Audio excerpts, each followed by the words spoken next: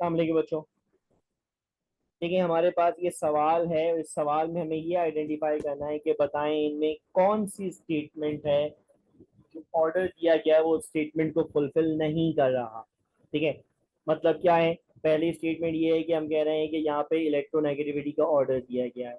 अगर हम ध्यान में रखें इलेक्ट्रोनेगेटिविटी ऑफ हैलोजन में down the group, down the group electronegativity कम होती है। तो इसका मतलब ये हुआ कि फ्लोरीन, क्लोरीन, ब्रोमीन, आयोडीन का ये ऑर्डर दुरुस्त दिया गया है।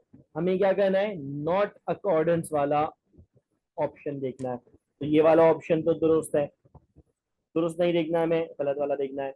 अच्छा, एसिडिक प्रॉपर्टी की बात करें तो down the group acidic nature बढ़ती है, तो इसका मतलब एच एफ मोस्ट एसिडिक हो गया, then H B R, then H C L, then H F. इसका मतलब ये भी करेक्ट ऑर्डर है, करेक्ट ऑर्डर नहीं देखना, इनकरेक्ट देखना है। ठीक है ना। फिर अगर हम बात करें बॉन्ड डिसोसिएशन की, बॉन्ड डिसोसिएशन में हमारे पास क्या होता है, down the group bond energy कम होती है, down the group bond energy कम होती है।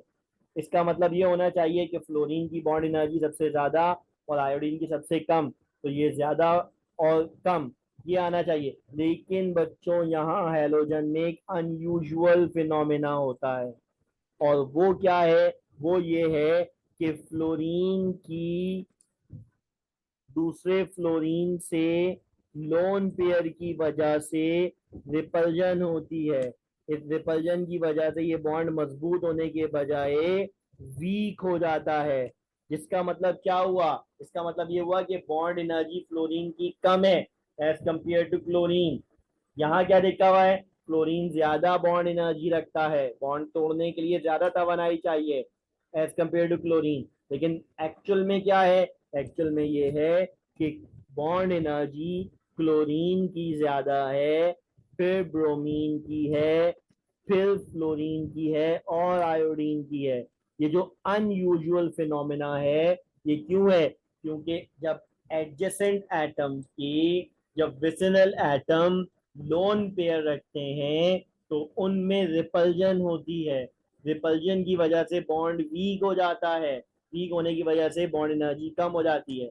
अब down the group, down the group क्योंकि लेंथ, बॉन्ड लेंथ बढ़ती है तो रिपल्जन का इफेक्ट कम होता जाता है ना, रिपल्जन का इफेक्ट कम होता जाता है। मानो अगर मैं कह रहा हूँ क्लोरीन क्लोरीन, तो इनके दरमियान बॉन्ड लेंथ बढ़ गई है, बॉन्ड लेंथ बढ़ गई है, तो रिपल्जन का जो इफेक्ट है वो रिलेटिवली क्या हो गया, कम हो गया।